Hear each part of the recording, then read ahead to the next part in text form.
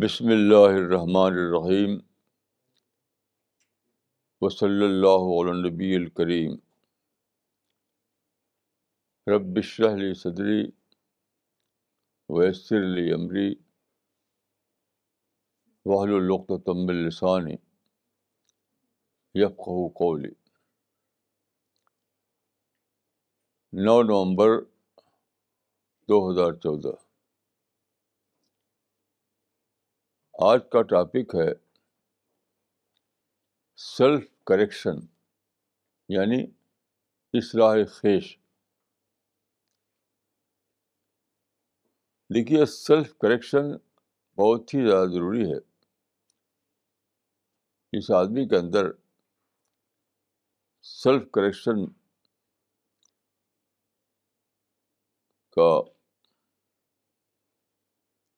مزاج نہ ہو، وہ بہت بڑی تباہی میں مبتلا ہو سکتا ہے۔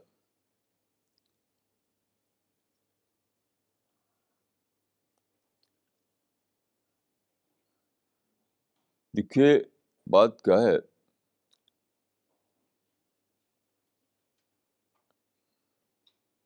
یہ کچھ چیزیں ہیں جن کو لیونگ کریچر کہا جاتا ہے، زندہ اشیاء۔ تو لیونگ کریچر میں ایک صفت ہوتی ہے گرو کرنے کی۔ جیسے پتھر ہے، وہ گرو نہیں کرتا، لیکن لیونگ کریچر گرو کرتی ہیں۔ جیسے پیڑ ہے، اینیمل ہیں، انسان ہیں، یہ گرو کرتے ہیں۔ تو یہ گرو کرنے کا جو معاملہ ہے، اس کی وجہ سے ایک اور پرابلم پیدا ہوتا ہے، کیونکہ ان چیکڈ گروتھ پرابلم بن جاتا ہے۔ ان چیکڈ گروتھ پرابلم بن جاتا ہے۔ جیسے آپ دیکھیے، پیڑ لگائے جاتے ہیں تو ان میں کاٹ چھانٹ کی آتی ہے، جو کہتے ہیں پرون، ٹو پرون، PRUNE۔ تو پروننگ پروسیس انٹیگرل پارٹ ہے لیونگ کریچر کا۔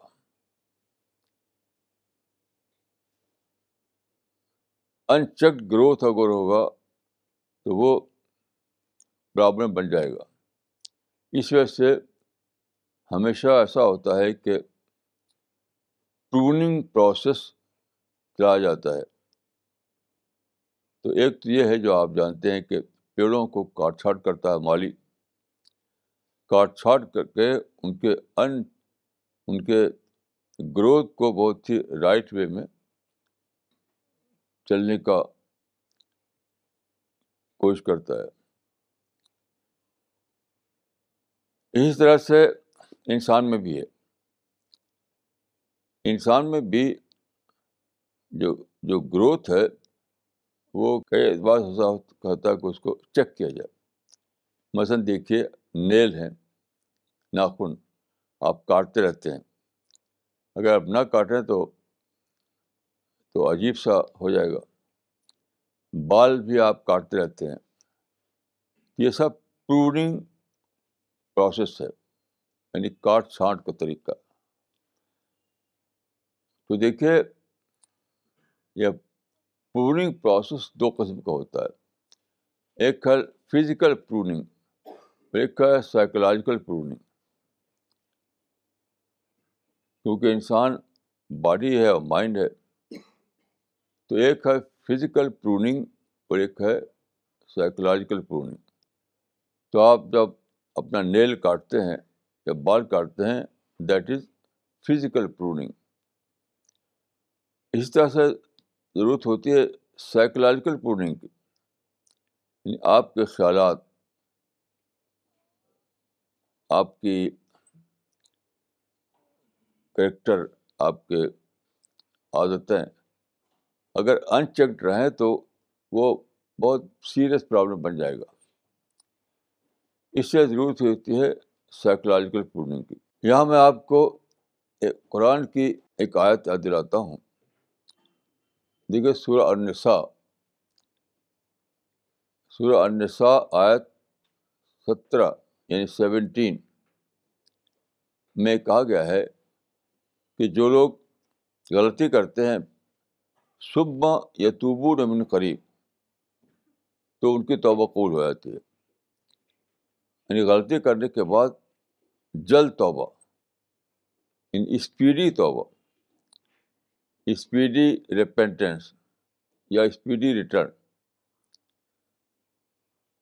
تو جو لوگ نادانی سے غلطی کر بیٹھتے ہیں اس کے بعد وہ جلد ہی توبہ کرتے ہیں، یعنی اسپیڈی ریپینٹنس یا اسپیڈی ریٹرن کا ثبوت دیتے ہیں، تو اللہ ان کی توبہ کو قبول کرتا ہے.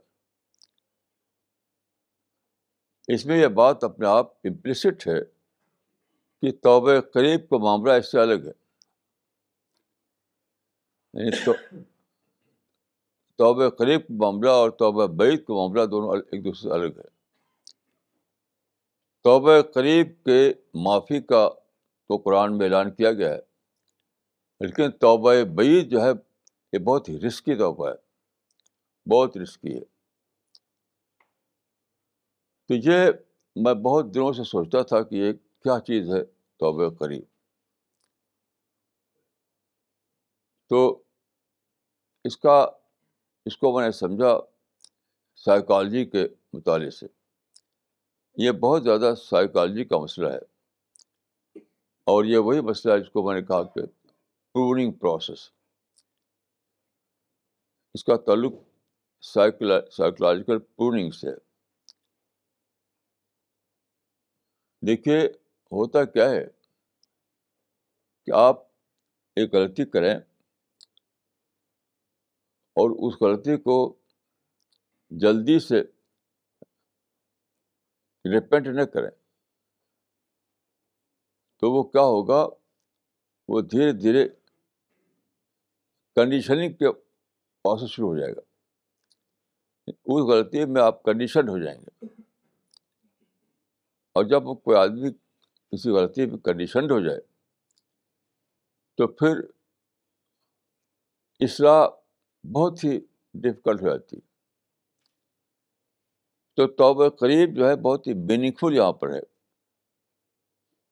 اگر تم اسپیڈی توبہ نہیں کرو گے، توبہ میں ڈیلے کرو گے، تو پھر کیا ہوگا، لا آف نیچر کے مطابق کنڈیشن شروع ہو جائے گی.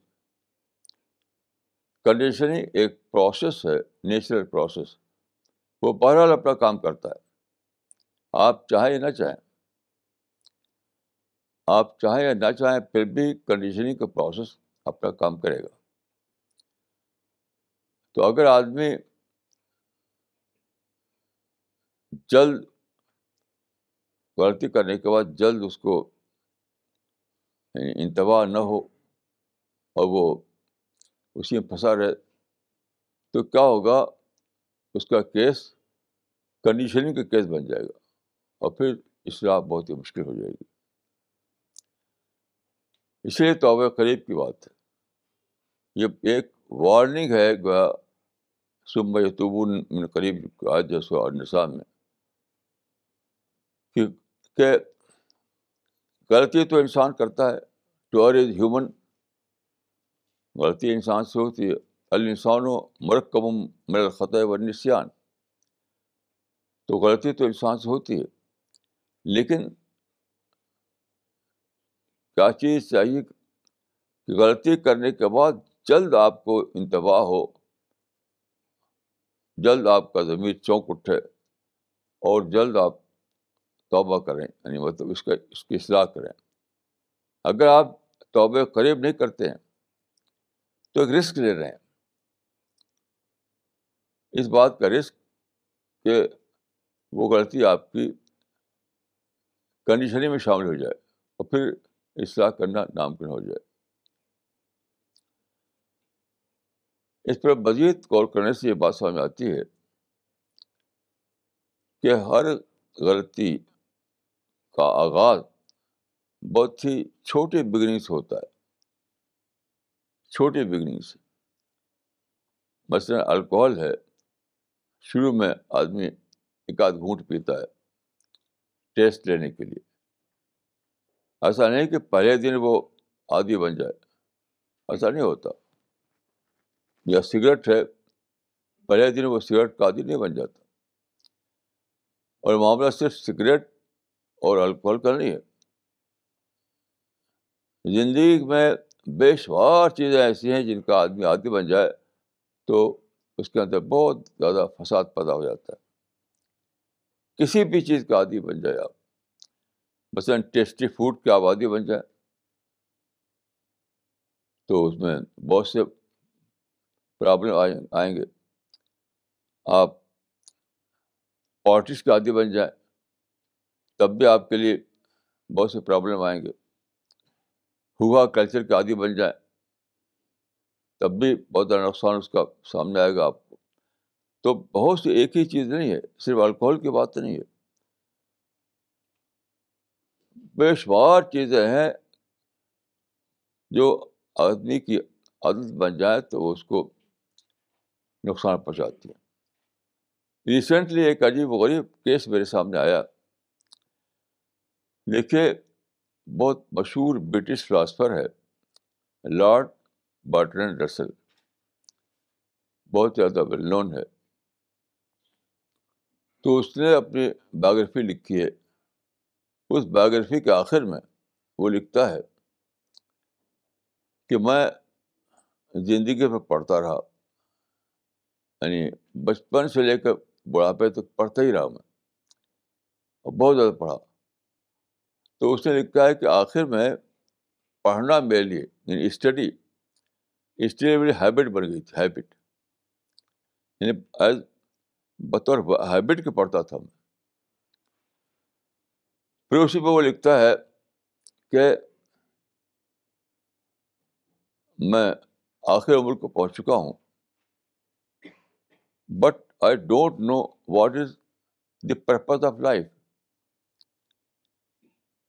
آئی ایم لیونگ ان فرسٹریشن. اب غور کیجیے کہ جو آدمی ساری زندگی پڑھتا رہے اور اس کو یہ پتہ نہیں کہ زندگی کا مقصد کیا ہے. تو کیوں؟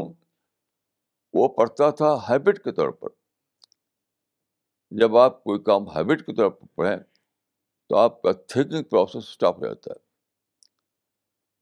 آپ کوئی بھی چیز، آپ ہوا کلچر آپ کی ہیبٹ بن جائے، ٹیسٹی فوڈ آپ کی ہیبٹ بن جائے، پارٹیز آپ کی ہیبٹ بن جائے،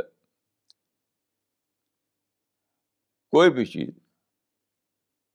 مشاعرہ آپ کی ہیبٹ بن جائے، تو اس وقت جب کہ آپ اس ہیبٹ میں مشغول ہوں گے اس وقت آپ کا تھنکنگ پروسیس رکا رہے گا. یعنی ہیبٹ کے زور پر کریں گے آپ، نہ کہ تھنکنگ کے زور پر. یہی برٹسل کے ساتھ ہوا. برٹسل آؤٹ آف ہیبٹ پڑھتا رہا لیکن اس کا تھنکنگ پروسیس اسی نسبت سے ڈیولپ نہیں ہوا. تو اس کو پتہ ہی نہیں کہ پرپز آف لائف کیا ہے. کیسی عجیب بات ہے، کیسی عجیب بات ہے.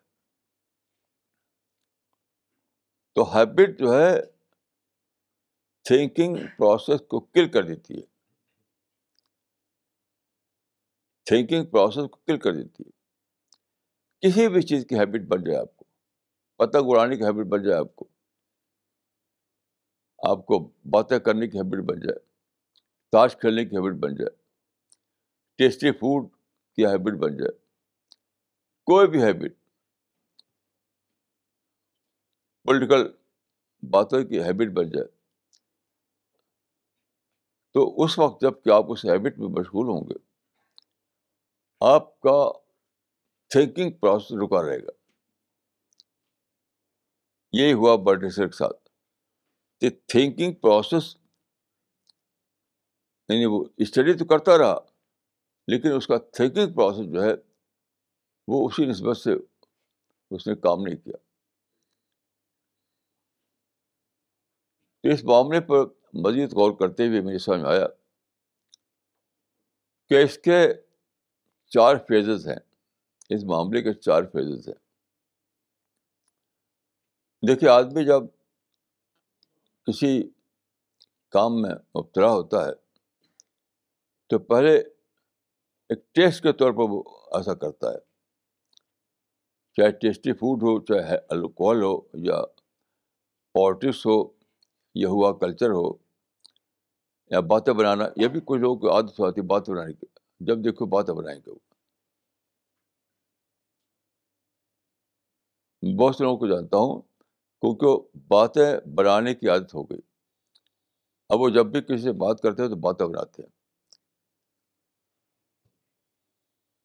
تو دیکھیے کوئی بھی کام اس قسم کا ہے، اس پہ آپ کو شروع میں ایک ٹیسٹ ملے گا، ایک ٹیسٹ. تو یہ پہلا درجہ ہے.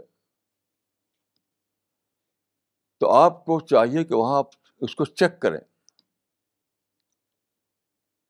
جب آپ کسی چیز میں ٹیسٹ ملنے لگے تو اس کو چیک کریں آپ. کیونکہ آپ کو اگر ٹیسٹ ملنے لگا تو اس کے معنی کہ ہیبٹ کا دائرہ شروع ہو گیا، ہیبٹ کا دائرہ شروع ہو گیا. میں اپنی زندگی کے بارے میں کہہ سکتا ہوں کہ کئی چیزیں ایسی ہیں جو میں نے قصداً اسی لیے چھوڑا کہ مجھے لگتا تھا کہ اس میں مجھے ٹیسٹ ملنے لگا ہے، ٹیسٹ. تو چھوڑا اس کو میں نے، کیونکہ اگر میں ٹیسٹ کو فالو کرتا ہوں دھیرے دھیرے وہ ہیبٹ بن جاتی. تو فرسٹ کمس ٹیسٹ، دین کمس ہیبٹ، دین کمس ایڈکشن، اور اس کے بعد کیا ہے، پوائنٹ آف نو ریٹرن. ہر معاملے میں اس 4 فیزز ہیں، 4 فیزز ہیں. تو بیشتر لوگ کسی نہ کسی چیز کی عادی ہو کر زندگی گزارتے ہیں، کوئی نہ کوئی چیز. لوگ سمجھتے ہیں کہ جو الکوہل لیتا ہو یا سگریٹ پیتا ہو وہی عادی ہے. نہیں، ہر چیز کی عادت پڑ جاتی ہے. کوئی بھی عادت جو آپ کے ٹائم کو سالو کرے، کوئی بھی عادت جو آپ کو ڈسٹریکٹ کرے، کوئی بھی عادت جو آپ کا آبسیشن بن جائے، وہ بری ہے، وہ بری ہے. بس ایک صاحب کو میں نے دیکھا، ان کی عادت کیا پڑ گئی تھی، یعنی مٹی کا ٹکڑا، چکنی مٹی کا ٹکڑا لے کر کے ہاتھ میں ایسے ایسے کرتے رہتے تھے. اب وہ عادت اٹھ کو تھی، ایسے کر رہے، اسی میں ان کو ایک ٹیسٹ ملتا تھا. ایک صاحب کو میں نے دیکھا کہ ان کو داڑھی تھی، اب ایسے لے کر کے ایسے ایسے کرتے تھے، برابر ایسے اپنی داڑھی سے ایسے کرتے تھے. اب اسی کو عادت پڑ گئی ان کو. تو دیکھیے کوئی بھی چیز جو آپ زندگی میں اختیار کریں وہ آپ کا سوچا سمجھا فیصلہ ہونا چاہیے، عادت کے طور پر نہیں. سوچا سمجھا فیصلہ. کسی بھی چیز کو اگر آپ سوچا سمجھے فیصلے کے طور پر کریں گے تو آپ کا تھنکنگ پروسیس کنٹینیو رہے گا. لیکن اگر عادت طور پر کریں گے تو تھنکنگ پروسیس اسٹاپ ہو جائے گا. تو کوئی بھی چیز ہو، سب سے پہلے آتی ہے ٹیسٹ. مثلا مجھے میٹھا کھانا پہلے جو تھا، میٹھا کھانے کا شوق ہو گیا تو میٹھا مجھے اچھا لگنے لگا. پھر میں نے سوچا کہ میٹھا میری عادت بن رہی ہے، کہ میٹھے کے بغیر مجھے لگتا ہے کہ ابھی کھانا پورا نہیں ہوا. تو جب میں نے دیکھا کہ میٹھا میری عادت بننے شروع ہو گئی تو میں نے چھوڑ دیا. اب میں اتفاقاً کبھی میٹھا کھا لیتا ہوں. اب پہلے ہر کھانے میں کھاتا تھا، ہر کھانے میں. تو کوئی بھی چیز جب آپ محسوس کریں کہ اس میں آپ کچھ ٹیسٹ مل رہا ہے، ٹیسٹ، تو سمجھیے کہ وہ ایک نیا، آپ ایک نئے دائرے میں داخل ہو گئے، ایک نئے دائرے میں. مثلاً شاپنگ ہے، اور باتیں بنانا ہے، شعر و شاعری ہے، نعت خوانی ہے، مشاعرہ ہے، مجلسی باتیں کرنا ہے، بچوں میں بہت زیادہ مشغول ہونا ہے. طرح سے عادتیں لوگوں کو ہوتی ہیں. تو وہ عادت آدمی کو دھیرے دھیرے سالو کر لیتی ہے، دھیرے دھیرے سالو کر لیتی ہے.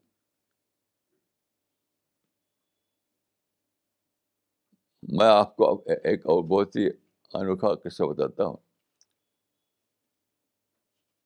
نوجوانی کی عمر میں ایک ڈاکٹر کے پاس گیا. اس وقت میں جون پور میں تھا. تو میں نے کہا کہ مجھے کانسٹیپیشن کی شکایت ہے، کانسٹیپیشن یعنی قبض. تو ڈاکٹر نے کہا کہ سگریٹ پیجیے. ایک پیکٹ سگریٹ کا لے آیا. میں چند سگریٹ میں نے پیا تو مجھے لگا کہ یہ تو میں عادی بن جاؤں گا اس کا. تو ابھی وہ پیکٹ جو تھا اس کا سگریٹ ختم نہیں ہوا تھا، اس کو پھینک دیا میں. اگر میں نہ پھینکتا تو دھیرے دھیرے میں اس کا عادی بن جاتا. اور پھر آپ جانتے ہیں کہ کیا کیا نقصانات اس کے نقصانات ہوتے ہیں. تو یہ ایک ایک ایک یہ راز حیات ایک ہے کہ جب بھی کوئی چیز آپ کو لگے کہ اس میں آپ کو ٹیسٹ مل رہا ہے تو سوچیے کہ یہ جو ٹیسٹ مل رہا ہے کیا اس کا تعلق میری زندگی سے ہے. مثلا آپ کو پانی پئیں، اس میں ٹیسٹ مل رہا ہے تو بہت اچھی بات ہے، کیونکہ پانی تو پینا ہی پینا ہے. لیکن اگر آپ الکوہل میں ٹیسٹ ملنے لگے تو بہت خطرناک ہے وہ. تو جب بھی کسی چیز میں آپ کو ٹیسٹ ملے، جس کو اردو میں کہتے ہیں مزہ، تو فوراً سوچیے کہ یہ میری صحت کے لیے، میری زندگی کے لیے اچھا ہے یا برا. اگر وہ اچھا ہو تو ٹھیک ہے، جیسے پانی ہے، اچھا ہو تو ٹھیک ہے. لیکن جیسے لگے کہ آپ کو یہ تو میری، اس میں تو میرے لیے، یہ میری لیے بری چیز ہے، چاہے وہ پیسہ برباد کرنے کے بارے میں ہو، ٹائم برباد کرنے کے بارے میں ہو، صحت خراب کرنے کے معاملے ہو، تو فوراً چھوڑ دیے اس کو. چھوڑنے میں توبہ قریب والا معاملہ کیجیے، اسپیڈی ریٹرن، فوراً کا فوراً. تو ہوتا کیا ہے اگر آپ ایسا نہ کریں تو کیا ہوگا کہ پہلے ایک چیز آپ کی زندگی میں بطور ٹیسٹ آئے گی، ٹیسٹ، پھر وہ ڈیولپ کرے گی، ڈیولپ کرتے کرتے وہ ہیبٹ بنے گی. اگر آپ نہیں چھوڑا تو پھر ڈیولپمنٹ ہوگا، پھر ڈیولپ کرتے کرتے وہ کیا ایڈکشن بن جائے گی، ایڈکشن. اور پھر ڈیولپ کرتی رہے گی وہ، یہاں تک کہ پوائنٹ آف نو ریٹرن آ جائے گا. ایک صاحب کو میں جانتا ہوں، اب ان کا انتقال ہو گیا. وہ سگریٹ پیتے تھے، میں ان کو بہت منع کرتا تھا سگریٹ مت پیجیے، لیکن کئی بار چھوڑا انہوں نے. چھوڑ کر کے پھر وہ دوبارہ لگتے تھے پینے، کیونکہ وہ ان کی ہیبٹ بن گئی تھی.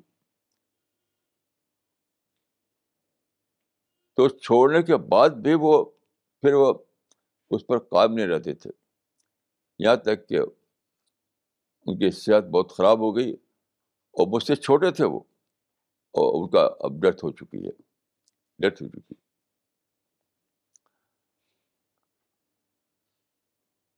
تو توبہ قریب میں بہت سی انوکھی بات کہی گئی، یعنی اسپیڈی ریپینٹنس. کیونکہ اگر آپ یعنی ریپینٹنس میں ڈیلے کیا آپ نے تو پھر ریپینٹنس ہی نا امپاسبل ہو جاتا ہے، ہو جائے گا. تو پھر آپ چھوڑ نہیں پائیں گے اس چیز کو. تو آپ کو سوچنا ہے بالکل بگننگ میں، اینڈ میں آپ نہیں سوچ سکتے. میں بہت برسوں سے میں سوچتا تھا کہ توبہ قریب کا مطلب ہے. ثم یتوبون من قریب، پھر جلد ہی توبہ کرتے ہیں، کیا مطلب ہے اس کا؟ تو تفسیروں میں واضح نہیں. اس کو میں نے تفسیروں میں پڑھا تو اس میں کوئی واضح بات نہیں ملی. پھر جو انسان کے اندر جو نیچرل پروسیس ہے، جو اس کی سائیکالوجی ہے، اس پر غور کیا میں نے. تب سمجھ آیا کہ توبہ قریب بہت ہی ایک میننگ فل بات ہے اس کے اندر، بہت ہی میننگ فل. کیونکہ توبہ قریب نہیں کیا تو توبہ بھائی تو ممکن ہی نہیں. یعنی فوراً اگر نہیں توبہ کیا تو دیر ہو گئی، تو پھر توبہ ہی نہیں کر پائیں گے آپ، توبہ ہی نہیں کر پائیں گے آپ. تو یہ جو نیچر آپ کی ہے، آپ اس کو بدل نہیں سکتے، صرف اس کو مینیج کر سکتے ہیں. آپ ایسا نہیں کر سکتے کہ نیچر کو بدل ڈالیں. نیچر کے بدلے کہ آپ کسی بات میں مبتلا ہو تو کنڈیشن نہ ہو، آپ کی کنڈیشننگ نہ ہو. آپ بہت دیر تک کسی سے مبتلا ہے تو وہ ہیبٹ نہ بنے، اور زیادہ دیر تک مبتلا ہو تو وہ ایڈکشن نہ بنے. یہ نہیں ہو سکتا. یاد رکھیے، یاد رکھیے، یہ گروتھ جو ہے وہ تو ہوگا، آپ کو چیک کرنا پڑے گا. یعنی پروننگ پروسیس چلانا پڑے گا. تو لوگ فزیکل پروننگ کو جانتے ہیں، PRUNE. تو فزیکل پروننگ کو لوگ جانتے ہیں، مطلب ناخن کاٹیں گے بڑھ جائے گا، تو بال کاٹیں گے بڑھ جائے گا. تو یہ ہے فزیکل پروننگ، اس کو جانتے ہیں لوگ. لیکن سائیکولوجیکل پروننگ کو لوگ نہیں جانتے. سائیکولوجیکل پروننگ کو لوگ نہیں جانتے. مثلا میں عرض کروں، میں جب پیدا ہوا تو میرے بڑے بھائی شاعر تھے. اس وقت کا ماحول جو تھا وہ شعر شاعری کا بہت رواج ہوتا تھا، بیت بازی کرتے تھے ہم لوگ. تو نوجوانی کی عمر میں بھی شاعری کرنے لگا، کیونکہ یہ سارا ماحول جو شاعری کا تھا، گھر میں، مدرسے میں، ماحول میں. تو کچھ دیر کے بعد مجھے بحث ہوا کہ اس شاعری تو ایک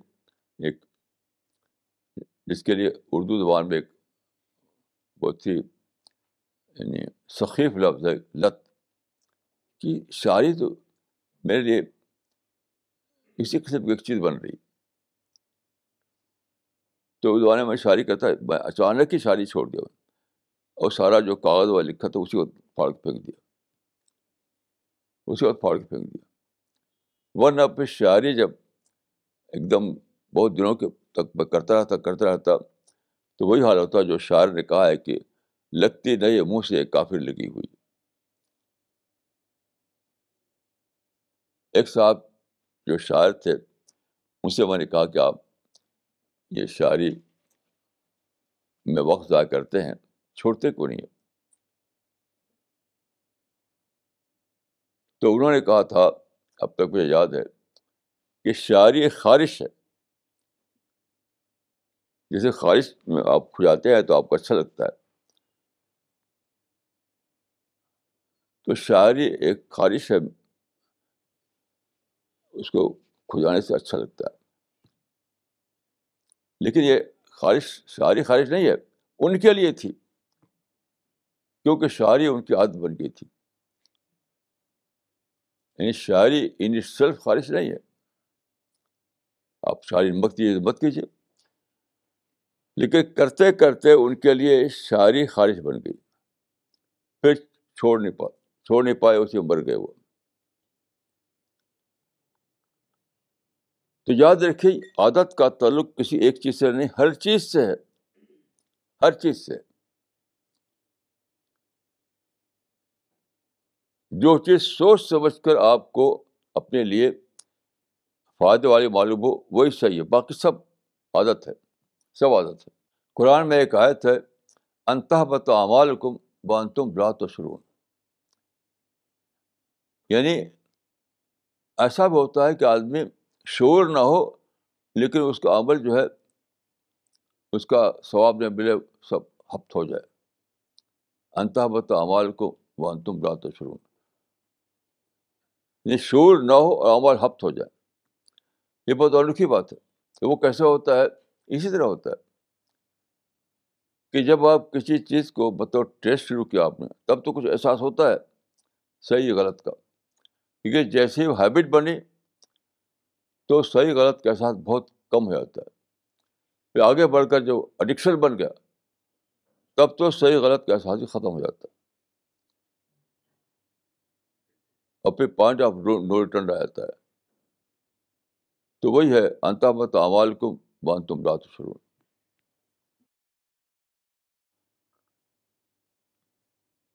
تو ہر آدمی کو یاد رکھے اپنے اندر پروننگ پروسیس چلاتے رہنا ہے. Psychological pruning. فزیکل پروننگ سبھی کرتے ہیں کیونکہ ہم کو دکھائی دیتا ہے کہ ناخن بڑھ گیا، ہم کو دکھائی دیتا ہے کہ بال بڑھ گیا، یہ تو دکھائی دیتا ہے ہم کو، تو ہم فزیکل پروننگ کرتے رہتے ہیں. لیکن جو جو جو سوچ میں اور جذبات میں اور تھنکنگ میں جو خرابیاں آتی ہیں اس کا وہ تو دکھائی نہیں دیتا. اسی کو میں کہہ رہا ہوں کہ سائیکولوجیکل پروننگ. تو سائیکولوجیکل پروننگ جو ہے بہت ہی مشکل کام ہے، بہت مشکل کام ہے. اسی کو دوسرے لفظ میں کہا جاتا ہے ڈی کنڈیشننگ. جس چیز کو میں سائیکولوجیکل پروننگ کر رہا ہوں اس کا دوسرا نام ہے ڈی کنڈیشننگ، یعنی اپنی کنڈیشننگ کو توڑنا.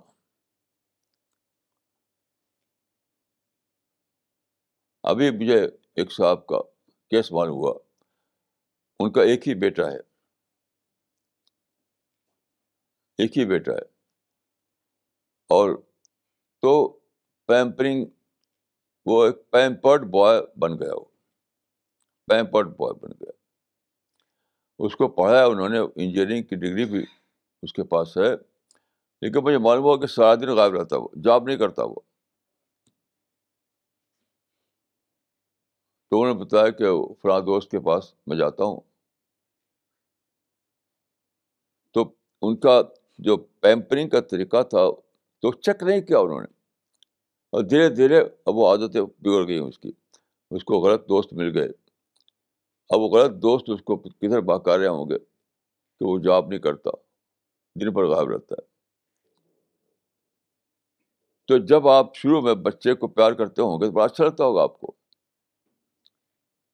ایک بیٹا آپ کا ہے، اس کو آپ جب پیار کیا آپ نے شروع میں تو بڑا اچھا لگا آپ کو.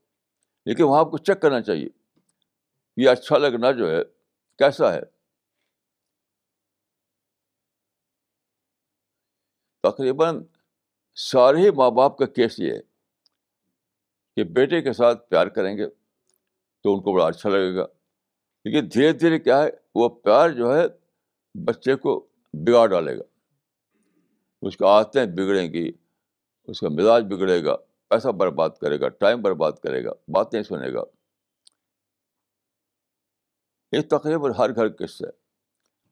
کیوں کہ جب شروع میں آپ نے بچے سے پیار کیا اور آپ کو اچھا لگا تو آپ نے سوچا نہیں کہ یہ جو اچھا لگ رہا ہے مجھے یہ کیسا ہے، اس کا result in terms of result کیسا ہے. یہ اچھا لگنا جو ہے ان ٹرمس آف رزلٹ کیسا ہے.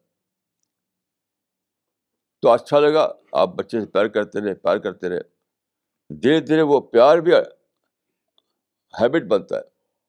بغیر پیار کی آپ کو سکون نہیں ہوتا. ایک صاحب کا متعلق مجھے معلوم ہے، ان کے گھر والوں نے کہا کہ وہ آفس میں کام کرتے ہیں، جب آفس سے واپس آتے ہیں تو سب سے پہلے جاتے ہیں اپنے بیٹے کے پاس. ابھی چھوٹا بیٹا تھا ان کا، اسی کو پیار کرتے ہیں، اسی سے کھیلتے ہیں. اب اس کے بغیر ان کو چین نہیں، اس کے بغیر ان کو چین نہیں. لیکن ہوتا کیا ہے یہ سوچتے نہیں کہ آج جو آپ کو بچے سے پیار کرنا بڑا اچھا لگ رہا ہے، تو ان ٹرمس آف رزلٹ کیا ہے؟ یہ بچوں کو بگاڑ ڈالے گا، اور جب بچہ بگڑے گا تو آپ بھی ڈائبٹک ہو جائیں گے، بلڈ پریشر بڑھ جائے گا. تو جب آپ کو بچے سے پیار کر کے اچھا لگا تبھی چیک کیجیے، تبھی چیک کیجیے. نہیں تو وہ پیار جو ہے ہیبٹ بنے گا، پھر اس پہ ایڈیشن بن جائے گا، اور پھر اس کا پارٹ آف روٹر بن جائے گا. آپ الگ ڈائبٹک ہو جائیں گے، بیٹا الگ خراب ہو جائے گا. تو دیکھیے یہ معاملہ کسی ایک چیز کا نہیں ہے، کسی ایک چیز کا نہیں ہے. کسی بھی چیز میں آپ کو ایڈکشن ہو سکتا ہے، کسی بھی چیز میں. جیسے کہ میں نے عرض کیا، ایک صاحب کو یہ ایڈکشن تھا کہ مٹی اپنے ہاتھ میں لیتے تھے، ایسے کرتے تھے، وہ ان کو یہ ان کا تھا. کوئی صاحب تھے بال ایسے کرتے تھے، وہی اسی کی ان کو عادت پڑ گئی تھی.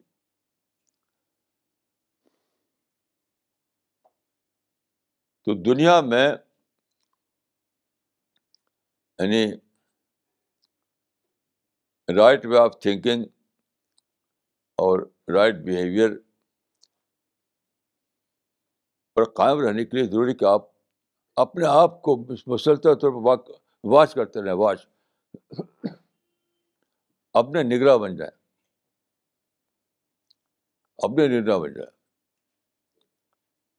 ہمیشہ توبہ قریب کو اپنا مسلک بنائیں، توبہ بعید کو نہیں، کیونکہ توبہ بعید تو کبھی آئے گی نہیں. کیونکہ جب دیر ہوگی تو اس کے بعد آپ احساس ہی ختم ہو چکا ہوگا کہ یہ غلطی ہے. یعنی غلطی کے بارے میں آپ کی حساسیت باقی نہیں رہے گی.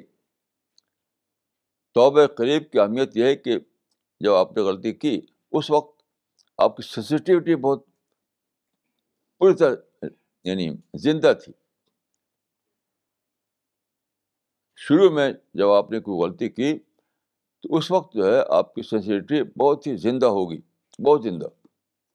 لیکن جیسے جیسے آپ دیر کریں گے آپ کی سینسٹیوٹی کمزور ہوتی چلی جائے گی، یہاں تک کہ آپ انسینسٹیو ہو جائیں گے. یاد رہے گا کہ آپ نے غلطی کی تھی، یاد رہے گا، لیکن آپ سینسٹیو نہیں ہوں گے.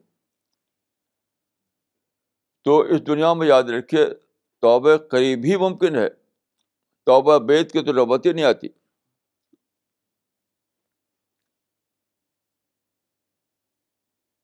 ثم یتوبون من قریب جو سورہ النساء میں ہے، بہت بامانہ ہے کہ اس دنیا میں انسان جیسی مخلوق کے لیے توبہ بعید ہی کا آپشن ہے، کیونکہ اس وقت آدمی سینسٹیو ہوتا ہے. توبہ بعید کا تو آپشن ہی نہیں، تو اس وقت تو احساس ختم ہو چکا ہوتا ہے. تو آپ توبہ کیا کریں گے؟ تو یہ بہت زیادہ سوچنے کی بات ہے. یہ بات میں بہت دنوں کے بعد سمجھ پایا ہوں، کیونکہ تفسیروں میں مجھے کوئی جواب نہیں ملا توبہ قریب کیا چیز ہے. بہت سی باتیں سوچتے سوچتے سوچتے یہ سمجھ میں آیا کہ یہ ایک پروسیس ہوتا ہے قریب سے بعید تک جانے کا. جب تک قریب کا معاملہ ہے تب تک یہ پاسبل ہوتا ہے کہ آدمی اپنی اصلاح کرے. جب بعید کا معاملہ ہو گیا تو پھر پاسبلٹی ختم. تو بہت بڑا رسک ہے، یہ بہت بڑا رسک ہے. تو پھر میں عرض کروں گا کہ یہ میرے 4 بڑے بڑے فیزز ہیں. پہلا فیز ہے کس چیز میں ٹیسٹ ملنا. جب ٹیسٹ مل رہا ہے آپ کو اس وقت سوچیے کہ مجھے کسی کام کو بطور ڈیوٹی کرنا ہے، بطور ٹیسٹ نہیں کرنا ہے. کسی کام کو مجھے کرنا ہے بطور ڈیوٹی، بطور ٹیسٹ نہیں.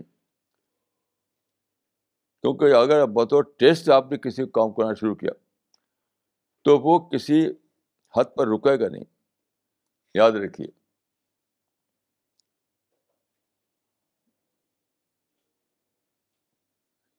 کسی کام کو مثلا بیٹے کو آپ اس کے بارے میں اپنی ذمہ داری ادا کریں بطور ڈیوٹی کے, تو ایک حد پر رہے گی. لیکن بیٹے سے آپ کو یعنی پیار شروع کر دیں تو وہ لاٹ پر بن جائے گا, اور لاٹ پر بڑھتے بڑھتے یہاں تک پہنچ جائے گا, ایک طرف تو لڑکا بگڑے گا, دوسری طرف آپ ڈائبٹک ہو جائیں گے. تو صحیح طریقہ یہ ہے کہ آپ جو کام کریں بطور ڈیوٹی کریں. اگر ایسا نہیں ہوگا تو وہی ہے کہ وہی پروسیس چلے گا کہ پہلے ٹیسٹ آئے گا, پھر ٹیسٹ ڈیولپ ہو کر ہیبٹ بنے گا, پھر مزید ڈیولپمنٹ ہوگا اور وہ ایڈکشن بن جائے گا, اور ڈیولپمنٹ ہوگا, اور پھر اس کے بعد پوائنٹ آف نو ریٹرن آ جائے گا. آپ دیکھیے دنیا میں ہمیں تھوڑا سا موقع ملا ہے کام کرنے کا. یعنی ایوریج عمر آدمی کے 70 سال بتائی جاتی ہے تقریباً. تو 70 سال تو کچھ بھی نہیں, کیونکہ بچپن کے دور کو نکال دیجیے, نوجوانی کو نکال دیجیے, اممیچورٹی کے دور کو نکال دیجیے, تو بچا کیا کتنا؟ میچورٹی والا ایج بچا کتنا؟ تو 70 سال تھوڑی ملا آپ کو. پورا 70 سال, 70 سال ایوریج عمر ہے, لیکن 70 سال کام کرنے کے لیے کہاں ملا. یعنی بچپن کو اس میں مائنس کر دیجیے, نوجوانی کو مائنس کر دیجیے, اممیچورٹی کے دور کو مائنس کر دیجیے, پھر میچورٹی کا جو ایج ہے وہ کتنا رہے گا؟ بہت ہی کم رہے گا. تو آدمی کو چاہیے کہ اپنے بارے میں بہت ہی زیادہ سیریس ہو, بہت زیادہ سیریس ہو, بہت زیادہ سیریس ہو اپنے بارے میں. لوگ دوسروں کے بارے میں بہت بولتے ہیں, دوسروں کے بارے میں خوب دکھاتے ہیں سیریسنیس, ایسا ظلم ہو رہا ہے, ویسا فساد ہو رہا ہے, وہ بگاڑ ہو رہا ہے. جس کو دیکھیے دوسرے کے بارے میں ایکسپرٹ بنا ہوا, یعنی دوسروں کے بگاڑ کو بتانے کے لیے ہر آدمی ایکسپرٹ بنا ہوا ہے. جس کو دیکھیے, کوئی اسٹیج پر, کوئی رائٹنگ میں, کوئی مجلسی گفتگو میں, ہر آدمی دوسرے کے بگاڑ کو پوائنٹ آؤٹ کرنے کے لیے ایکسپرٹ بنا ہوا ہے, ماہر بنا ہوا ہے, لیکن اپنے کو خبر نہیں اپنے اندر کیا بگاڑ پیدا ہو رہا ہے, کیا کیا شخصیت بن رہی ہے, اس کی خبر نہیں. میں تو جہاں دیکھتا ہوں, جس مجلس میں, جس میگزین میں, جس اسٹیج پر, ہر جگہ دوسروں کے بگاڑ کا چرچا ہو رہا. سیلف کریکشن کی بات کہیں نہیں ہو رہی ہے, انٹراسپیکشن کی بات کہیں نہیں ہو رہی ہے, توبہ قریب کی بات کہیں نہیں ہو رہی. تو آپ لوگ جو کہ یعنی ایک مشن کو لے کر چل رہے ہیں, تو آپ سے میں عرض کروں گا کہ آپ میں ہر شخص اپنا محاسب بن جائے, اپنے آپ کو برابر واچ کرتا رہے, ورنہ آپ جو مشن ہے آپ کا, اس میں آپ اپنا رول ادا نہیں کر سکیں گے, اپنا رول ادا نہیں کر سکیں گے. میں ایسے کئی لوگوں کو جانتا ہوں جو ایک مانا مشن کی طرف اٹھے, لیکن کہیں اٹک گئے, اور پھر وہ مشن ختم ہو گیا, اور وہ ادھر کہیں بھاگ گئے, کو ادھر بھاگ گئے. تو آپ کو اپنے مشن کو درست طور پر جاری رکھنے کے لیے ضروری ہے کہ اپنا آپ محاسبہ کریں, اپنے اپنے اوپر یعنی اپنا چیک کرتے رہیں. تو میری دعا ہے کہ اللہ تعالیٰ مجھ کو آپ کو توفیق دے کہ ہم صراط مستقیم پر چلیں اور دوسروں کو بھی صراط مستقیم کا راستہ دکھائیں. یہ بہت زیادہ سنجیدگی کی ضرورت ہے, بہت زیادہ سیریسنس کی ضرورت ہے, بہت زیادہ ہوش کے ساتھ جینے کی ضرورت دنیا میں. تو اللہ تعالیٰ میری اور آپ کی مدد فرمائے, دنیا اور آخرت میں ہمارا مددگار ہو. السلام علیکم ورحمۃ اللہ.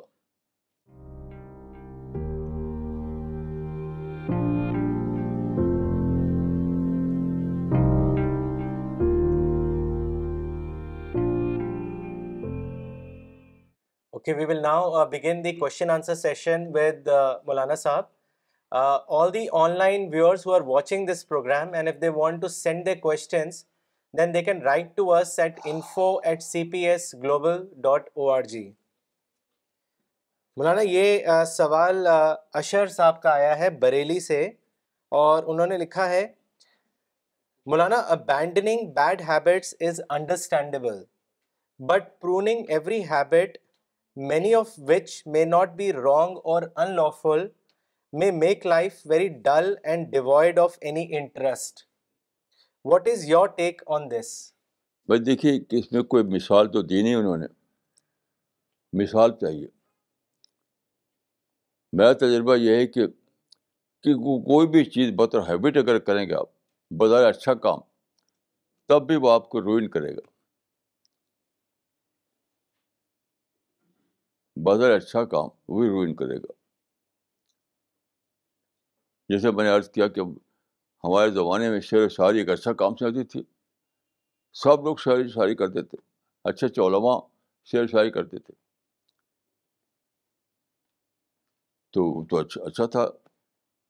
لیکن میں نے محسوس کیا کہ شعر و شاعری اگر بھی عادت بن جائے گی تو وہ تباہی ہے.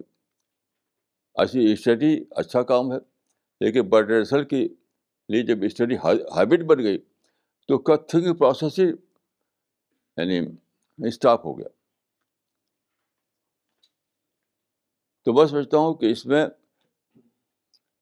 میرے تجربے کے مطابق ہر عادت ہی بیڈ ہیبٹ ہے. عادت کے طور پر کوئی کام نہیں کرنا ہے ہمیں ہر کام کو شعور کے طور پر کرنا ہے. ہر کام کو ہمیں شعور کے طور پر کرنا ہے. میرا اپنا تجربہ یہی ہے. اگر کوئی آدمی مثال بتائے مجھے تو میں اس میں مزید وضاحت کر سکتا ہوں. میں اپنی زندگی میں کئی چیزیں چھوڑی ہیں.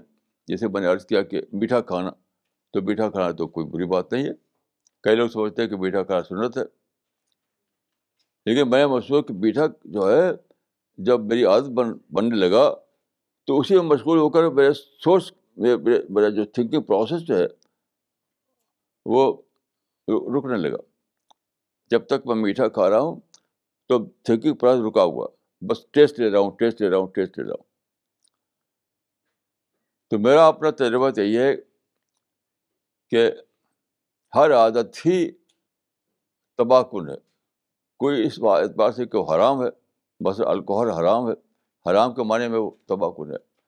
لیکن کچھ چیزیں زندگی میں جو اس کو کہتا ہوں غیر محرم حرام, یعنی حرام نہ ہو کر بھی وہ تباہ کن ہے. یہ میرا تجربہ یہی ہے. اگر کوئی مثال بتائے گا تو میں انشاءاللہ مزید وضاحت کروں گا. مولانا اگلا سوال ممبئی سے آیا ہے مس یاسمین کا, اور انہوں نے آپ سے پوچھا ہے کہ مولانا in your knowledge is there any habit which according to you should be adopted by everyone? کوئی بھی ہیبٹ نہیں. میں تو اسے کہہ رہا ہوں کوئی بھی چیز بطور ہیبٹ نہیں کرنا چاہیے, عادت کے طور پر نہیں. حتیٰ کہ نماز بھی اگر عادت کو پڑھے تو کیا اس کا کیا پرپز کیا ہے؟ آپ تسبیح پڑھیں عادت کے طور پر, نماز پڑھیں عادت کے طور پر, شعوری طور پر کریں تب اس کا ثواب ہے. آپ نماز شعوری ہونی چاہیے تلاوت شعوری ہونی چاہیے، ذکر اللہ شعوری ہونا چاہیے. بطور عادت آپ کریں گے تو میں نہیں سمجھتا ہوں کہ وہ اس کا کوئی ویلیو ہے. کوئی ویلیو نہیں. دیکھیے ایک حدیث ہے کہ تم عبادت کرتے ہو، یعنی نماز وغیرہ کی باتیں کرتے ہو، انسان عبادت کرتا ہے، اس کے بعد یہ لفظ ہے کہ ولا یجزا الا بقدر عقلہ. یہ عبادت کے بارے میں ہے، یہ عبادت کے بارے میں. ولا یجزا الا بقدر عقلہ، عقل کے بقدر ہی اس کو اس کا بدلہ ملتا ہے.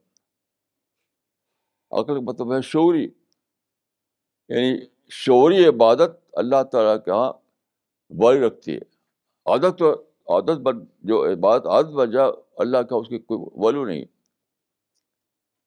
ولا یجزا الا بقدر عقلہ، مگر بدلہ ملتا ہے آدمی کو عقل کے بقدر، یعنی شعور کے اعتبار سے اتنا اس نے کیا ہو اس کا بدلہ ملے گا.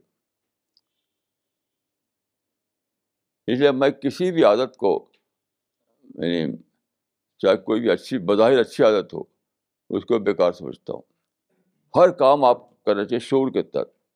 جیسے میں یہاں آتا ہوں فرض کی ہر سنڈے کو، اگر میری عادت بن جائے تو یہ بیکار کام ہے. ایک عادت بن جائے نہیں، مجھے شعور کے طور پر یہ کام کرنا ہے. شعوری تو بس سوچنا ہے کہ مجھے سنڈے کو 10:30 پر بولنا ہے، پھر اسی طرح سے میں نے سوچنا ہے، اپنے شعور کو اسی طرح سے ایکٹیو کرنا ہے، تب اس کی ویلیو ہے. اور عادت بن جائے تو اس کی کوئی ویلیو نہیں. اس کی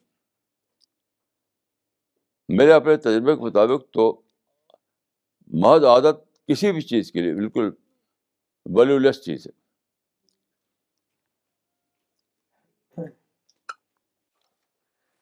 مولانا اگلا سوال دلی سے ہے ڈاکٹر فریدہ خانم کا، اور انہوں نے لکھا ہے Why is it necessary to divest ourselves from all worldly attachment or addiction to establish contact with God?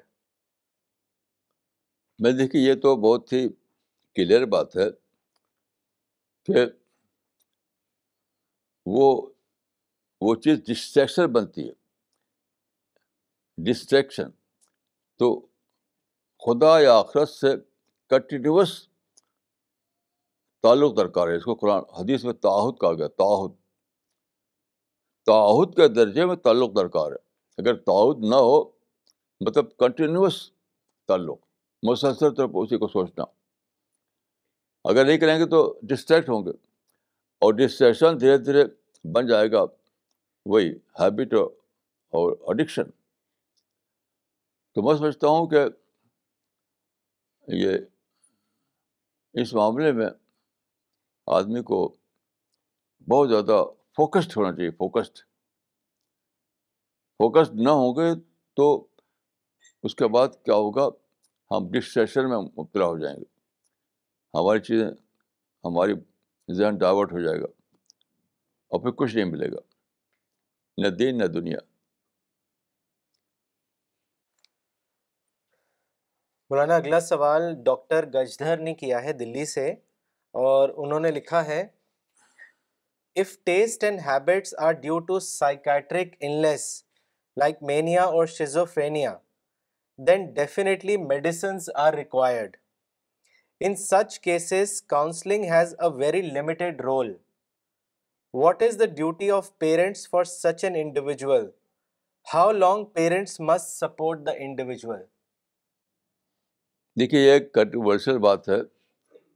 میرا اپنا ماننا یہ کہ مینٹل ڈیزیز کا کوئی میڈیسن نہیں ہوتی، سائیکولوجیکل ٹریٹمنٹ اس کا ہوتا ہے. یعنی ڈاکٹر لوگ اس کو شاید نہیں مانیں گے، لیکن مینٹل یعنی دماغ کے اعتبار سے جو انسان کے اندر جو یعنی وہ النس نہیں ہوتی، وہ سائیکولوجیکل خرابی ہوتی ہے. تو ہماری میڈیسن جو ہے ہمارے فزیکل باڈی کے لیے، ہمارے مائنڈ کے لیے کوئی میڈیسن نہیں ہے. یہ میڈیکل سائنس اس کو نہیں مانے گی. کیونکہ آج کل آپ جانتے ہیں کہ نیورو سائنس بہت زیادہ ڈیولپ سائنس بن رہی ہے، لیکن میں اس کو نہیں مانتا ذاتی طور پر کہ دماغ کا کوئی علاج نہیں ہے، کوئی میڈیکل ٹریٹمنٹ نہیں ہے دماغ کا. آپ سوچ کر کے اپنے کو بگاڑیں گے یا سوچ کر کے بنائیں گے، یہ میرا ذاتی خیال ہے، اگرچہ میڈیکل سائنس اس کی تائید نہیں کرے گی. مولانا اگلا ایک کامنٹ اور سوال ہے مظہر صاحب کا دلی سے. انہوں نے لکھا ہے کامنٹ کے طور پر، مولانا پلیز آج کے ٹاپک پر اگر ایک بک لکھیں تو یہ سماج میں بہت فائدہ مند ہوگی. میری یہ آپ سے ایک ریکویسٹ ہے. اور انہوں نے جو سوال پوچھا ہے مولانا وہ اس طرح ہے کہ کیا توبہ کریم کرنے کا اسلام میں کوئی خاص طریقہ بھی بتایا گیا ہے؟ اس کے بارے میں بتائیں. دیکھیے، طریقہ کسی چیز کا نہیں ہوتا، سارا ایک ذہنی عمل ہے. تدبر، تفکر، تبسم، ذہنی عمل. کوئی طریقہ اس سے سمجھ نہیں ہوتا. بس سوچیے سوچیے سوچیے، سوچ کر اپنا کریکشن کیجیے. بہرحال یہ بہت ہی خطرناک بات ہے کہ آدمی توبہ قریب نہ کرے اور توبہ بعید تک نوبت آ جائے تو پھر توبہ ہی نہیں، اس کو توبہ کی نوبت ہی نہیں آئے گی. توبہ یا تو قریب میں ہوگی، بعید میں توبہ ہی نہیں ہوگی. یہ اس سے معلوم ہوتا ہے. مولانا دلی سے اگلا سوال کیا ہے ڈاکٹر فرحت ناصرین نے، اور انہوں نے لکھا ہے کہ kindly elaborate on the merits of cutting down T V time and increasing the resting time. کیا مطلب اس کا؟ کہ مولانا جو اکثر ٹائم جو ٹیلی ویژن دیکھنے میں لگ جاتا ہے تو وہ یہ آپ سے پوچھنا چاہتی ہیں کہ اس کے کیا میرٹس ہیں اگر ہم ٹیلی ویژن ٹائم کم کریں اور اس کے بجائے ریسٹنگ ٹائم کو انکریز کریں، ریسٹ کرنے کے لیے جو ٹائم. بھائی ریسٹنگ ٹائم کو آپ اسٹڈی کیجیے. میں جب بھی ٹی وی دیکھتا ہوں مجھے تو لگتا ہے کہ میں اپنا ٹائم ویسٹ کر رہا ہوں، کیونکہ ٹی وی میں سوائے BBC لندن کے سب اتنا ڈسٹریکشن ہوتا ہے کہ میں تو حیران کون دیکھتے کیوں لوگ ٹی وی. سر خرافات معلوم ہوتی ٹی وی. وہ تو ٹی وی دیکھنا ہی بالکل، میں زندگی بھر اخبار پڑھتا رہا نیوز کے لیے، کبھی میں ٹی وی سے نیوز نہیں لیا میں نے. تو میں سمجھتا ہوں کہ اب اخبار کے بعد کوئی چیز اگر ہے تو میرے پاس تو ریڈیو. ٹی وی کو تو میں سمجھتا ہوں کہ کوئی انٹرٹینمنٹ کے لیے دیکھے تو دیکھے، باقی اس کا کوئی یعنی کوئی تعمیری فائدہ تو میری سمجھ نہیں آتا ٹی وی کا. ہاں کچھ آتے ہیں وہ ایسی چیز ہے جیسے جو جغرافیکل سوسائٹی ہے اس کے کچھ ڈاکیومنٹ وہ تو مفید ہوتے ہیں، وہ میں دیکھتا ہوں اس کو، جغرافیکل سوسائٹی کے ڈاکیومنٹ. باقی عام طور پر جو ٹی وی آتا ہے وہ ہر وقت ڈسٹریکشن ایڈورٹیزمنٹ، میری تو بالکل وحشت ہوتی ہے اس سے. تو بہرحال میں یہ کہوں گا کہ ہر آدمی کو چاہیے کہ وہ آرٹ آف ٹائم مینجمنٹ سیکھے. مسئلہ نہ ٹی وی کا ہے نہ کسی اور چیز کا، مسئلہ ہے آرٹ آف ٹائم مینجمنٹ کا. آپ خود جانیے کہ آپ نے جو ٹائم کسی کام میں لگایا اس سے آپ کو اچیومنٹ کیا ہوا، ان ٹرمس آف اچیومنٹ اس کو آپ جج کیجیے. کوئی دوسرا نہیں بتا سکتا آپ کو. آپ خود یعنی سوچ کر جان سکتے ہیں کہ جو ٹائم میں نے لگایا ٹی وی میں یا کسی اور کام میں تو اس میں نے اچیو کیا کیا، یہ ہے کرائٹیرین. تو چونکہ میں دیکھا کہ میں ٹی وی دیکھتا ہوں تو کچھ اچیو نہیں کر پاتا تو میں نے اس کو چھوڑ دیا. بس چھوٹے گاؤں میں ہمارے کچھ ساتھی تھے، مجھے لے گئے سنیما بھی لے گئے. اس وقت میں جونپور میں تھا تو میں نے دیکھا کہ مجھے اس میں کچھ اچیو تو ہوتا نہیں کچھ، یہ وقتی تفریح ہے، تو میں نے اس کو چھوڑ دیا. تو میری عادت ہے کہ ہر چیز کو میں رزلٹ کے اعتبار سے جانچتا ہوں، ہر چیز کو رزلٹ کے اعتبار سے. یعنی پانی بھی پیتا ہوں تو یہ سوچ کر کہ اس کا رزلٹ کیا ہے. یہ میری عادت بن گئی ہے. یعنی عادت کا لفظ میں بولا ہوں، مطلب میرا طریقہ بن گیا ہے. عادت نہیں کہیے اس کو، میرا طریقہ یہ بن گیا ہے کہ میں کسی بھی چیز کو اس کو رزلٹ کے اعتبار سے سوچتا ہوں. مثلا یہاں میں آتا ہوں سنڈے کو، اس کو میں سوچتا ہوں کہ مجھے اس میں کیا ملا، یعنی میں نے اس میں کیا اچیو کیا. تو ہر چیز کو یعنی رزلٹ کے کرائٹیرین سے ناپنا یہ میرا طریقہ ہے، اور اسی کو میں اسلام کے طریقہ سمجھتا ہوں. کیونکہ حدیث میں آتا ہے کہ من حسن اسلام المرء ترکہ ما لا یعنی ہے. یعنی آدمی کو چاہیے کہ اس کام کو چھوڑ دے جس کا کوئی فائدہ نہ ہو، مطلب اس سے کوئی رزلٹ نہ ہو، تو اس کو چھوڑ دو.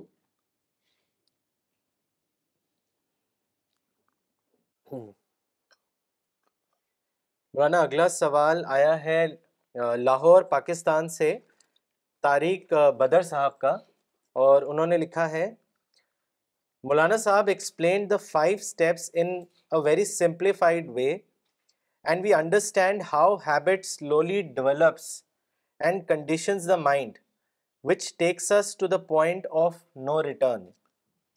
My question is that in guiding and raising our children, we as parents condition their mind by giving them certain concepts of Islam or beliefs which may not be correct.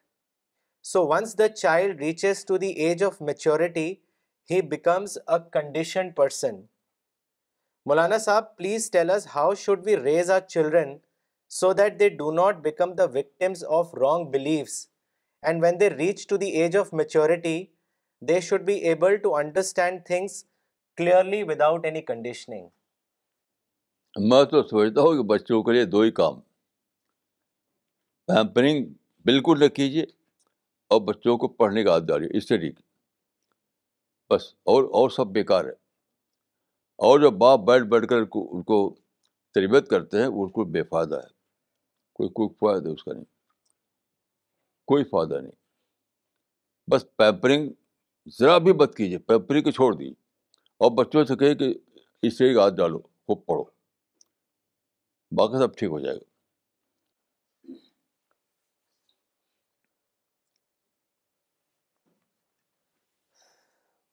مولانا اگلا سوال مظفر نگر سے عدنان صاحب نے کیا ہے، اور انہوں نے لکھا ہے if someone is in the 4th state, what should he do? Should he be disappointed? As you said that Tawbah Baid is impossible. بھائی میں تو بہت مشکل سوال ہے. آپ کو میرے جیسا بننا پڑے گا کہ میں اپنے کو کل کرتا ہوں. یقین کیجیے مرسیلیس ہیمپرنگ کرتا ہوں. کئی چیزیں بہت دیر میں چھوڑی ہیں میں، یہ بھی ہوا میری زندگی. توبہ بعید کا بھی میرے ساتھ کیس پیش آیا. کچھ چیزیں فوراً چھوڑی، کچھ چیزیں بہت دنوں میں 40 سال 50 سال چھوڑی. تو میں یہ کہہ سکتا ہوں کہ میں نے اپنے آپ کو یعنی ذبح کیا، اپنے آپ کو ذبح کیا، تب میں چھوڑ پایا اس کو. اگر میں ذبح نہیں کرتا تو میں نہیں چھوڑ پاتا اس کو. تو جس کو یہ چاہتا ہو کہ وہ بعید کا دور آ جائے تب وہ توبہ کرے، تو اس کو مرسیلیس ہیمپرنگ کرنی پڑے گی. اگر وہ چاہے کہ نرمی سے ہو جائے تو نرمی ہونے والا نہیں. میں اپنے بارے میں کہہ سکتا ہوں کہ میں نے اپنے کو کئی چیزوں کو چھوڑنے کے لیے اپنے کو ذبح کیا. میں یہ اللہ بہتر جانتا ہے.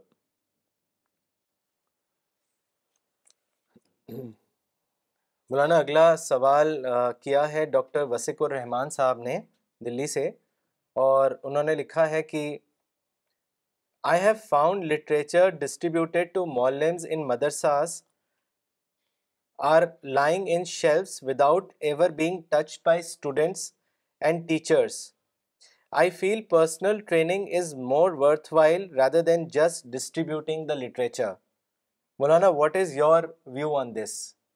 کیا میں سمجھا نہیں, کیا کر رہے ہیں کہ مولانا جو لٹریچر ڈسٹریبیوٹ کرتے ہیں انہوں نے خاص کر جو مدرساز میں جو معلمز ہیں وہاں وہ پایا کہ اکثر وہ شیلف میں رکھ دیتے ہیں اور اس کو کوئی بھی ہاتھ نہیں لگاتا اور نہ ہی وہ پڑھا جاتا ہے. تو وہ یہ کہہ رہے ہیں کہ ڈسٹریبیوشن کی بجائے جو پرسنل ٹریننگ والا جو میتھڈ ہے وہ زیادہ فروٹفل یا ریزلٹ اورینٹیڈ ہے ان کی نظر میں. نہیں, لٹریچر پڑھنا بہت ضروری ہے. اس کے ساتھ اور جو چاہے کیجیے, لٹریچر پڑھانا بہت ہی ضروری ہے. دیکھیے آپ غلطی کیا کر رہے ہیں, رزلٹ کو ماس کے لیول پر جانچ رہے ہیں. ماس کے لیول پر کبھی بھی نہ جانچیے, انڈیویجول کے لیول پر جانچیے. یہ بہت بڑی غلطی. ماس کے لیول پر دیکھا تو کبھی پیغمبروں کے زمانے پہ ماس کے لیول پر رزلٹ نہیں نکلا. کسی پیغمبر کے زمانے میں دیکھیے آپ, ماس کے لیول پر رزلٹ نہیں نکلتا, انڈیویجول لیول پر نکلتا ہے.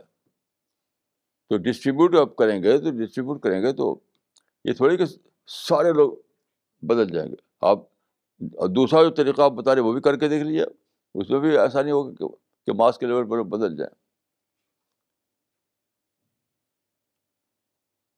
یہ تو کچھ سیکر ہوتے ہیں, کچھ سینسیئر لوگ ہوتے ہیں, کچھ چاہتے ہیں جاننا.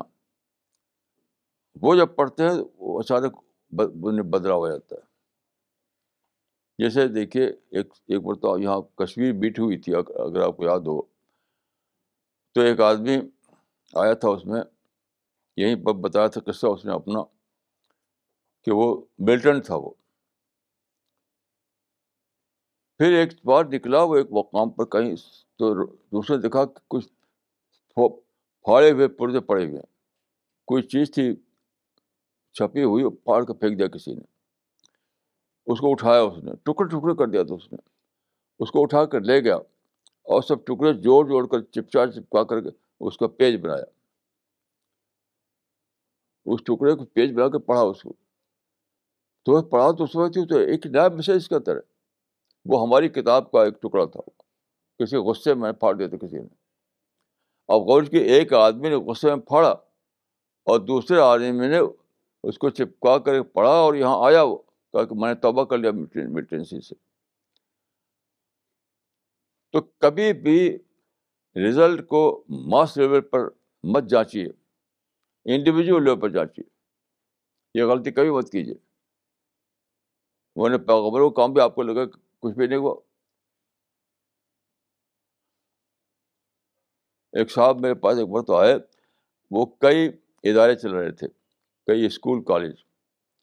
تو بہت مایوسی کی بات کی انہوں نے, کہ ہم نے سوچا تھا کہ اس سے اصلاح ہوگی اور کوئی اصلاح نہیں ہوئی, ہم کو تو بہت مایوسی ہو رہی ہے. تو یہی بات میں ان سے کہی, آپ اصلاح کو ماس لیول پر چاہتے ہیں دیکھنا, آپ انڈیویجول لیول پر دیکھیے.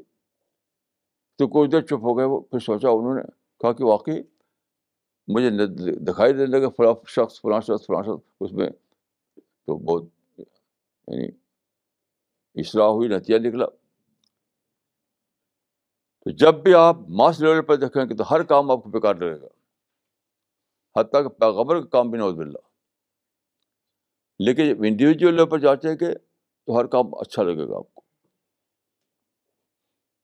یہ غلطی کبھی مت کیجیے.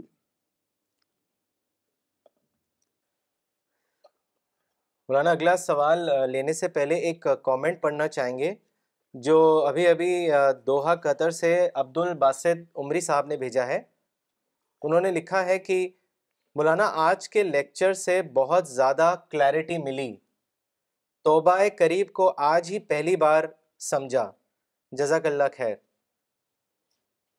مولانا اگلا سوال مولانا اقبال عمری نے بھیجا ہے چنئی سے, اور انہوں نے لکھا ہے مولانا عبادت بھی جب معرفت کے ساتھ نہ ہو تو وہ بھی عادت شمار کی جائے گی. عبادت اور عادت میں کیا فرق ہے, اس کی وضاحت کریں. تو میں نے حدیث سنا دیا آپ کو, کہ حدیث میں آتا ہے کہ آدمی عبادت کرتا ہے عبادت کرتا ہے عبادت کرتا ہے، ولا یجزا الا بقدر عقلہ، عادت والی عبادت کی نفی اس میں ہے کہ بتا عادت عبادت کرتا ہے، کرتا رہتا ہے لیکن کچھ ملتا نہیں اس کو. شعور والی بات جو کرے گا تو اس میں اس کا فائدہ ملے گا. میں تو نہیں سمجھتا کہ عادت کے طور پر عبادت کریں گا اللہ خوش ہو جائے گا. کیسا عجیب غریب تصور ہے ان لوگوں کا اللہ کے بارے میں کہ بتاؤ عادت آپ عبادت کریں اور اللہ خوش ہو رہا ہے. یعنی کہ اللہ کو صرف فارم چاہیے. یاد رکھیے یہ اللہ کا انڈر اسٹیمیشن ہے کہ وہ فارم سے خوش ہو جائے گا.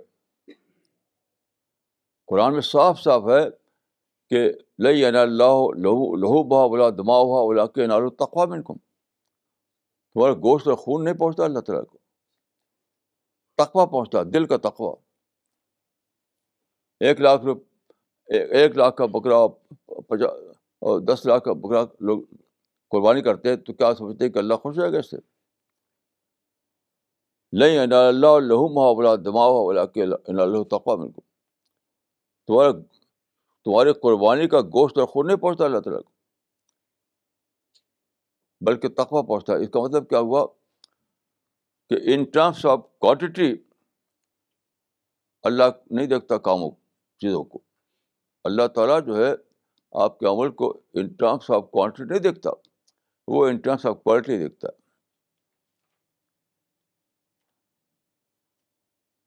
یعنی باعتبار کمیت نہیں دیکھتا بلکہ باعتبار کیفیت دیکھتا ہے.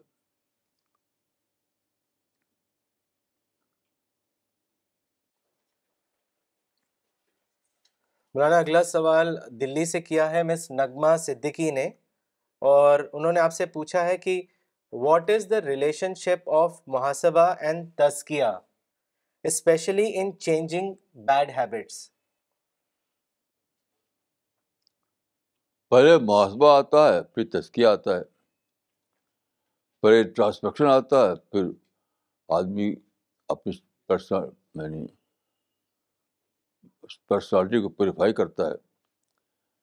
دونوں انٹر کنیکٹڈ ہیں، لیکن پہلے آئے گا محاسبہ یعنی انٹراسپیکشن، پھر آئے گا تزکیہ یعنی اپنی شخصیت کو پیوریفائی کرنا.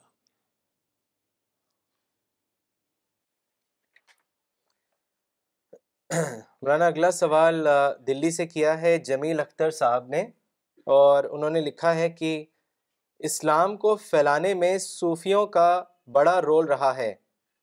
یہ بات اکثر کہی جاتی ہے، مگر صوفیوں کے حالات میں اسلام کی عجیب و غریب باتیں پائی جاتی ہیں. پھر انہوں نے کس طرح اسلام کو پھیلایا، اس کے بارے میں کچھ بتائیں. اصل میں دیکھیے اس میں تو شک نہیں کہ صوفیوں نے اسلام کو پھیلایا، لیکن یہ تھا ماس کنورژن. تو ماس کنورژن تو رسول اللہ صلی اللہ علیہ وسلم کے زمانے میں بھی حدیث میں آتا ہے کہ لوگ، یعنی میں نے اس سے پہلے بتا چکا ہوں ایک حدیث آپ کو کہ ماس کنورژن کے وہ نقصان تھا، نہ کہ صوفیوں کا نقصان. صوفیوں کے زمانے میں ماس کنورژن ہوا. ماس کنورژن یہ ہوتا ہے کہ لوگ پچھلے خیالات کو لے کر آتے ہیں اور ان کی اتنے بڑے پاور پہ تربیت ہو نہیں پاتی، تو وہی سب خیالات کو نئے انداز میں لگتے ہیں وہ اس کی پیروی کرنے. تو میں سمجھتا ہوں کہ صوفیاء کا رول بہت اہم ہے. باقی بعض کنورژن کی وجہ سے جو تربیت نہ ہو سکے لوگوں کی، اس سے بگاڑا ہے. تو دونوں کو الگ کر کے دیکھیے تاکہ صحیح رائے قائم کر سکیں آپ. مولانا ان کا ایک اور سوال ہے، انہوں نے لکھا ہے کہ آج کے سیشن میں معلوم ہوا کہ آپ شاعر بھی رہے ہیں، کیا اس دور کا اپنا کوئی شعر عرض کر سکتے ہیں؟ میں نے یہ نہیں کہا کہ میں شاعر تھا، شاعری کرتا تھا. یہ کہا میں نے شاعر ہونا ایک پروفیشن ہے، لیکن جو شعر و شاعری اس زمانے میں ہمارے نوجوانی زمانے میں عام تھا، ہر آدمی شعر و شاعری کرتا تھا. تو ویسے میں بھی کچھ کرتا تھا. باقی میں مشاعرے میں شعر پڑھنا اس کو کام میں نے نہیں کیا کبھی. مولانا اگلا سوال لدھیانہ سے کیا ہے فہد خان نے، اور انہوں نے لکھا ہے کہ to develop art of thinking one must discover one's weakness, but to do this is not easy, as most of the time we feel we are on the right path. My question is, how can we rationally identify our weaknesses so that we can improve? بس دیکھیے یہ معاملہ یعنی اپنے کو جنتی انسان بنانے کا ہے، یہ سادہ معاملہ نہیں ہے. تو جنت کے بارے میں حدیث میں آتا ہے کہ بہت ہی بڑی قیمت دے کر ملے گی. یہ تو قیمت تو دینی پڑے گی، قیمت تو دینی پڑے گی. الا ان صلۃ اللہ غالیہ، الا ان صلۃ اللہ لن، کہ جنت بہت قیمتی چیز ہے، اور اس کی بھاری قیمت دے کر ہی جنت ملے گی. تو یہ سب کرنا پڑے گا ہم، یا تو پھر جنت کا خواب دیکھنا چھوڑنا پڑے گا، یا تو جنت کا خواب نہ دیکھیے، نہیں تو اپنی مرسیلیس سیلف ہیمرنگ کیجیے. یہ تو کرنا ہی پڑے گا. مولانا اگلا سوال بھوپال سے آیا ہے فرحان صاحب کا، اور انہوں نے لکھا ہے کہ مولانا what role does silence play when one is angry? Many people think if you keep patience اور observe silence, then the opposite party may feel that they have succeeded over you. This may lead to further exploitation. What is your اس سے advice? زیادہ جھوٹی بات اور کوئی بھی نہیں. اسی جھوٹ میں مسلمان جی رہے ہیں، ساری دنیا کے مسلمان اسی میں جی رہے ہیں، اور نتیجہ نہیں دیکھ رہے. نتیجہ کیا نکل رہا ہے؟ تباہی میں اضافہ. تباہی میں اضافہ یہ نہیں کوئی سوچتا. یعنی مسلمان یہی تو کر رہے ہیں کہ چپ رہنے کو تیار نہیں. تو نتیجہ کیا نکلتا ہے؟ ان ٹرمس آف ریزلٹ اس کو جائزہ لیں اس کا. کیسی عجیب غریب بات ہے کہ چپ نہ رہنے کی پالیسی میں چل رہے ہیں مسلمان، اور تباہ ہو رہے ہیں ہر جگہ. کیسی عجیب بات ہے کہ مسلمانوں کے اندر یعنی اپنا ریوائز کرنے کا مادہ ختم ہو گیا، ری اسسمنٹ کا مادہ ختم ہو گیا. ہر جگہ یہی تو ہو رہا ہے. فلسطین میں آپ دیکھیے کہ چپ ہو گئے، وہ چپ نہیں ہے وہ، لیکن کیا ہوتا ہے؟ یہ پتھر مارتے، وہ بم مارتا ہے. یہ انڈیا میں آپ دیکھ لیے، یہ فساد ہوتے ہیں، اسی میں ہوتے کہ مسلمان چپ نہیں رہتے، ایکشن لیتے.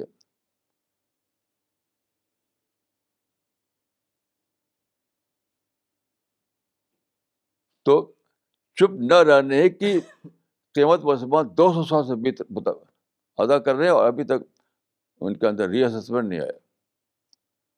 ہر جگہ جتنے فسادات ہیں اور جتنے بھی دنیا میں جہاں جس کو کہتے ہیں کہ ہمارے سے ظلم ہو رہا ہے، ہر کہیں بھی مسلمان چپ نہیں ہے. ہر جگہ یعنی اپنا چلا رہے ہیں.